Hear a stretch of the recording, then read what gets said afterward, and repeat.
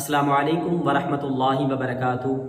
نبی کریم صلی اللہ علیہ وآلہ وسلم کا ارشاد گرامی ہے کہ اسم اعظم اللہ تعالیٰ کا وہ نام ہے کہ جس نام کے ذریعے سے، جس نام کے واسطے سے اللہ کو پکارا جائے، اللہ سے دعا کی جائے تو اللہ انسان کی دعا کو رد نہیں کرتا، اللہ فوراً ہی اس کی دعا کو قبول فرما لیتا ہے۔ تو آج کی اس ویڈیو میں ہم انشاءاللہ آپ کو اللہ کا وہ ایک خاص نام، وہ اسم اعظم آپ کو بتائیں گے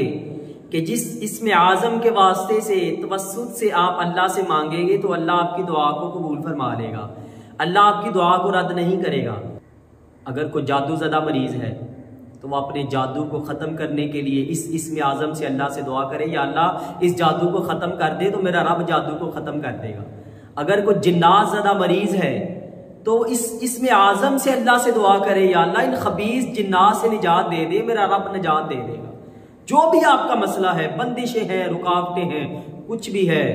کسی بھی حاجت کے لیے، کسی بھی پریشانی کے لیے اللہ سے اس اسم اعظم کی برکت سے مانگیں، اللہ سے اس اسم اعظم کے واسطے سے طلب کریں، میرا رب ضرور عطا کر دے گا۔ آپ اس دعا کو کوشش کریں ہر نماز کے بعد، کیونکہ آپ صلی اللہ علیہ وآلہ وسلم کا فرمان ہے فرض نماز کے بعد جو گھڑی ہوتی ہے، جو وقت ہوتا ہے، جو لمحہ ہوتا ہے،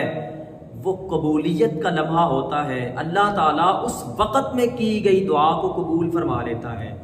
یا تہجد کے وقت میں جب اللہ تعالیٰ آسمان دنیا پہ نزول کر چکا ہوتا ہے اور اپنے بندوں کو پکار رہا ہوتا ہے، کوئی ہے مجھ سے سوال کرنے والا، مجھ سے دعا کرنے والا، میں اس کی دعا کو قبول فرما لوں، تو آپ تہجد کے وقت میں یا فرض نماز کے بعد اپنی جگہ پہ بیٹھ کے اس اسم اعظم کے ساتھ اللہ سے مانگے، اللہ ضرور عطا کر دے گا۔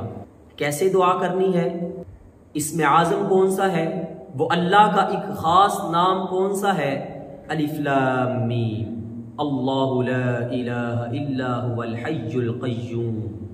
یہ ہم سکرین پہ آپ کو دکھا دیں گے، آپ اپنی جگہ پہ بیٹھ کے 313 دفعہ اس اسم اعظم کو پڑھیے، پھر 7 مرتبہ درود پاک پڑھیے، پھر اللہ سے دعا کیجئے،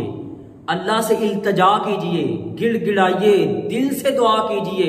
یا اللہ یہ حاجت ہے، یا اللہ یہ پریشانی ہے، یا اللہ یہ ضرورت ہے، یا اللہ فلاں مسئلہ ہے، جو بھی آپ کی حاجت ہے، پھر اللہ سے دعا کریں، میرا رب آپ کی جولی کو، آپ کے ہاتھوں کو خالی نہیں لٹائے گا۔